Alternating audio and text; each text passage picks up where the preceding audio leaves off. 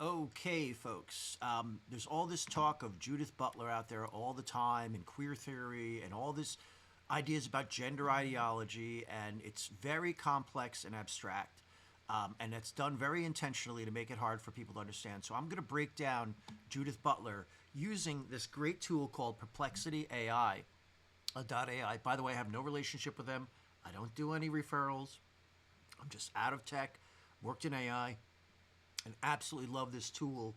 It's a blend between search and a chatbot is the way to think about it. And so when I put a topic in, like I just I summarized Judith Butler's Gender Trouble is what I asked here, and here's what I got. So let's go through it. Gender Trouble is a book published by Judith Butler, who's a noted academic. By the way, she's her background is in English literature, right? I should tell you something about these people right off the bat. And it is the work that brings together many disparate ideas across the thinking of feminists, academics, and postmodernists, and critical theorists, and sort of a lot of different shards within that intellectual firmament into one sort of unified field theory of gender. It's a very, very ambitious project. I read the book. It's impossible if you're not a geek on gender studies who spent years studying this stuff and pretending it's true.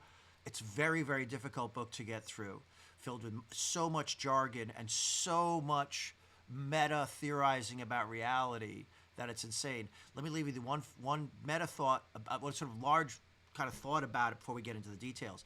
It's very much offering a new metaphysical way of looking at life and reality in the world based on postmodernism for the most part. It's post-structural. What they mean by post-structural is like we used to believe that, biology had some impact on behavior. These people are crazy. But this woman, basically her ideas are what the insanity about gender, which is even a realistic concept, by the way, separable from sex. This is where all the insanity kind of comes from, right? So a lot of other people worked on these ideas before and since, but this was a seminal work. So let's see what it's actually telling us here. So first of all, her first claim is that gender is a performance. It's something we do rather than something we are, right? This repetition, it creates this idea of a stable gender identity. Okay, by the way, we'll get more into this. We'll dive into this because this is the most important distinction, but let's get through the rest of it and let's really get into what she means about that. So kind of tell you everything that's wrong with her thinking, right? The second thing is she questions the idea of identity politics and feminism itself because she believes the idea of woman and the definition of woman is something actually created by men and imposed on women by a patriarchal system that, in other words, what women are and believe themselves to be is what men said they are. And it's even more critical than, so worse than that, because what she believes men did to women is define them in the ways they aren't men, in other words. That's the way the world works. Okay, Judith. I mean, like the fact that this is so important in changing our world is so disgusting. She's challenging the sex gender binary, right? And what she does is she says there is, what she's trying to do is sort of weaken the concept and the findings and the meaning and the impact of biology by making a lot of esoteric claims about how this thing called gender, which is the cultural aspect of who we are, being neatly separable from sex, and that they also are affecting biological sex and how we understand it. In other words, and then by the way, in biology, actual biologists would tell you gender isn't neatly separable from sex. It's still not, as of 2024. Heather Heying says this. By the way, she's a leftist academic, the wife of Eric. No, it was the other Weinstein. Whatever, the two who were together at that Vermont that weird college where everything went crazy. They wrote a book together. Heather Heying does a chapter on gender and sex, and she does the clearest explanation of gender expression and what it is. And gender expression is innately and inextricably scientifically proved to be intertwined with our biology. In fact, if you read a book called The End of Gender by a woman named Deborah So, PhD, in neuroscience, who was run out of the field about 10 years ago, a little longer, because she wouldn't buy the lies, what you'll see is that the idea of gender as separable from biology has been destroyed by the past 40 years of academic work and actual science. So they proceeded, understand what the feminists did. They are separate from the science department. They're in the humanities very intentionally, so they don't have to be bound with the biology fine. They're creating all this essentially mythology, right? While the actual biologists, people doing hard sciences, neuroscience, are finding that there's a tremendous amount of biology behind our sexual behavior, our sexual identities. Gender expression is just kind of a neat little term to kind of say, hey, there's aspects of this that we do that are sort of an agglomeration of cultural, social forces and biological forces, right? But no biologist, at least no sound one, is going to tell you that gender is separable from sex, right? She also worships drag, and this is where this concept of elevating drag comes, as the ultimate subversive act. See, they don't view drag on its own merits, right? It doesn't matter that some man is dancing for a 9-year-old kid with a bulge in his G-string. Nobody cares about that. What they care about on the left is that this is designed to subvert our reality and to make people sort of see all this differently, and to challenge the norms, right? It's this, so it's an act of social protest to like have a drag show. And again, this has become mainstreamed in our society. The American Library Association is run by a devoted, overt, out loud Marxist who has made sure Drag Time Story Hour is pushed into many ALA associated libraries as possible, right? This is where this comes from. It's crazy, right? Then there was an impact on feminist theory itself. See, feminism went through waves, and early on, well, it turns out I read the history of feminism. There's a great book about it. I can't remember what it is offhand in this conversation, but I was shocked. I thought feminism really started out as an equality movement, and it was always a man-hating movement. It was always destroy the patriarchy and implement a matriarchy. It was always associated with socialists and radicals and communists, and there were many from the jump. The women who were involved, many of them were violent and crazy and very, very weird people. And so, like, I'm sorry, I used to believe there was this valid aspect of feminism, but but by the time you get to Judith Butler's work, what she's essentially trying to say is that all the previous work on feminism was based on an erroneous notion of sexual identity to begin with. Do you understand? And it's all about, really what they're all about now is basically disrupting power, social norms. Listen to what they're doing. The book has opened up new possibilities for thinking about and challenging social norms and power structures. This is a social revolution, folks. It's part of the communist Marxist revolution. They won't admit it. These are based on postmodern ideas about discourse that were built by Marxists who then became quote-unquote postmodernists. And there's such a con going on here. But anyway, I'll get angry and get off topic, so let me wrap up on topic here. So I decided to ask Perplexity, again, dude, like, this is magic, by the way. You can get to the bottom of so many issues quickly with AI used the right way. By the way, you have to know something about the subjects. It's one of the things. If you do this without knowing the subject, you're in deep trouble. But so I said, how does Butler's concept of performativity challenge tradition views of gender? Because I think this really gets to the essence of her crazy. So she basically says this. She rejects the essentialist notion that gender is an innate, natural, or biological characteristic. Note the sleight of hand. Gender doesn't exist independent of sex, yet she's pretending it does. Gender expression does. By the way, gender is a term of language, of grammar. You would talk about a word, like many languages, such as American language, but other languages, English language, I say American? Oh boy. Other languages have gender associated with them, right? So the pronouns, even verbs, how they express themselves, etc., can be gendered. So that's where the idea of gender came from, because you don't want to say, like, we used to talk about having sex in words, and I think it was just nicer to use the word gender, which kind of means sex, if you get underneath the covers. And what they did is they abused that idea, said we can separate it from biology, which you can't. And then she's saying that even the idea that gender is based on any innate sexual characteristics driven by biology is wrong too. So she's gone like 2 levels of crazy beyond like what you actually observe when she starts using this language. It's really a huge new metaphysical reality that essentially reduces all male relations to abusive men who are patriarchal, just like taking advantage of women no matter what. There's no context under this rubric of her belief systems where men can treat women in a way that's fair, good, positive. It's just not possible because of the framing which we're in.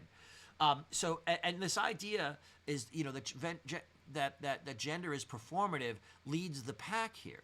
So she says that, it's not a fixed identity either. So this gets right. When you buy this, now you buy gender fluidity, which is the biggest con of all. There's no gender fluidity. Sex does not occur on a spectrum. Gender expression has more variation associated with it, but that has nothing to do with biological sex differences. If you look at the distribution of biological sex, it occurs in what's called a bimodal distribution. In other words, almost all the results fall in either male or female. They're taking people with DSDs, sexual disorders. By the way, there's been research to show that 90 to 95% of the people claiming they have DSDs are actually trans activists lying about having these disorders. They're very rare. And it's even worse than that because it doesn't make you a different sex. All humans develop phenotypically as male or female. If you've got a Y chromosome, you're going to be a man. If you have only X chromosomes, you're going to be a woman. Doesn't matter how many of them you have. And if you have 9 X chromosomes and a Y, you're going to grow phenotypically up as a man. If you have pure X, you're going to grow phenotypically as a woman. What do I mean by phenotype? Phenotype is the amount of hair on your body, bone density, everything that varies. Muscles, ligaments, all these other things. By the way, through training, and people can affect a lot of this stuff. So people trying to take that as, women can never be strong. That's not true at all. But a really strong woman is very, very, very rare, whereas a really strong man is much more common. People talk about this stuff all the wrong way. And what happened is Judith Butler injected a lot of this confusion intentionally, right? So think about it this way. The performative nature of gender, I'll kind of close out, not close out, but kind of go deeper into this. The concept of performativity emphasizes that gender is not simply a performance that one chooses to enact, rather a set of repeated acts that create the illusion of a stable gender identity. So we're actually slaves to this gender identity, and we're being repressed and shoved into it by social norms. They don't only reflect gender, but it's what gender is. She reflects that there's a true sexual identity. And again, remember the game she's playing by using the word gender at all here, right? So this is so pernicious. Butler's theory goes beyond challenging traditional views of gender, by also questioning the distinction between sex and gender. She suggests that even our understanding of biological sex is influenced by cultural norms and discourse. This challenges the common assumption that sex is purely biological while gender is cultural. So she's taking the postmodernist view here and jammed that in, because the postmodernists basically view discourse as the mechanism for creating reality and enforcing all our cultural norms. And to some degree, they're right, but they have a very sort of reductionist view of it that sees everything as an everything an oppressor and oppressed dyads, and that the whole nature of discourse is power. When our social discourse is much more complex than that. I will offer some scientific proof of this. Okay. There's a great book called The Social Conquest of Earth by a famous evolutionary psychologist. These people hate, but he's one of the most brilliant, and all his work is scientifically valid. And what he actually shows is that the complementarity of groups, and what he shows is that the ability to work together that humans show, something called eusociality, is what creates so much progress for human beings, and that's why we've dominated the world. Eusociality means we actually do things for each other without expecting something in return. We're beneficial to each other. And this is a very special thing in human nature, and the West and Christianity put this on steroids, which is one of the reasons we've grown so much. So she thinks discourse is just about power, but in fact, she ignores this amazing aspect of what makes human beings successful, this eusociality, this doing something that's more than just about advancing our own personal issues, or even our species issues, because she would reduce it to that as well. That's not what's going on. And there's actually some innate goodness in human beings, and other species, by the way, ants and bees and some other species do this, where they sacrifice themselves for the others and it's not about their genetics or anything for their genetic line. It's literally an altruistic act. And this is a feature of humanity that these people in postmodernism never account for. And it's scientifically proven. You go read what was the guy who wrote Social Conquest? Right? He's a famous guy. Sorry, I'm blanking on his name. I'm getting older. This happens to me more and more now. Man, getting over 50, you'll see your brain just like the seek time reduces. It's like a disk that's filled with too much stuff and is archived a bunch of it or something. Oh God, something. It's like there's initials and a name. Anyway, language and power, and of course, this is what she really focuses on. Butler emphasizes the role of language and discourse in constructing gender. She argues that the way we name and categorize individuals participates in creating the very categories. This highlights how power structures and social norms shape our understanding experience of gender. She believes this is all socially constructed, that there is no biological reality, and whatever biological reality we have was formed by the discourse, and people evolved to being more male or female biologically. Like, this is how crazy she is.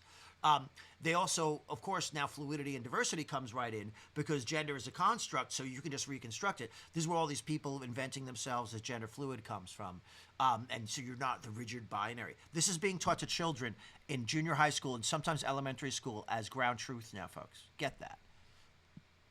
And then agency and subversion is the last point. While Butler acknowledges that gender performances are heavily influenced by social norms, her theory suggests that the possibility of subverting these norms through alternative performances. This challenges the idea that gender roles are fixed and unchangeable. This is what queer theory is. This is why pride is celebrated, why homosexuals are celebrated in an odd way. By the way, I don't have anything against gay people. I know they occur naturally. But like a lot of people are choosing homosexuality in there too. And that was always available to human beings, by the way. But basically what she's done is the entire act of talking about gender in this way is so revolutionary, is to overturn the power structures that are oppressing everybody. So every act, whether it's a pride flag, whether it's a pride demonstration, whether it's putting kids in a drag queen story hour show, or teaching that they can be gender nonconforming and that gender occurs on a spectrum, which is all lies. That's an act of social revolution, and we've allowed this into our schools. Okay, I'll stop here. I hope this has helped you understand Judith Butler more completely. You don't need to go read her stupid book. Hopefully I've done a halfway decent job of summarizing it so we can start to sink our teeth much more deeply into the crazy stuff your kids are being taught in school. And you should be very confident that this is the basis for what's being taught in school to your kids, okay? And you should challenge it with the teachers. Say, are you teaching my kids queer theory?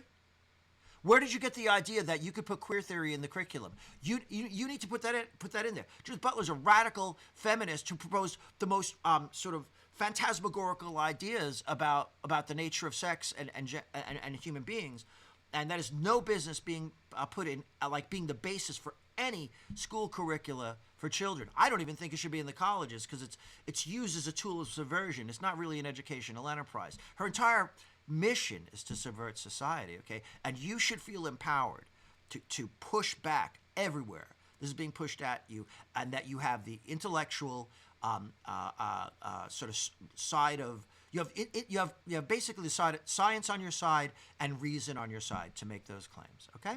Thanks. It's Glenn with War for the West out. Have a great day.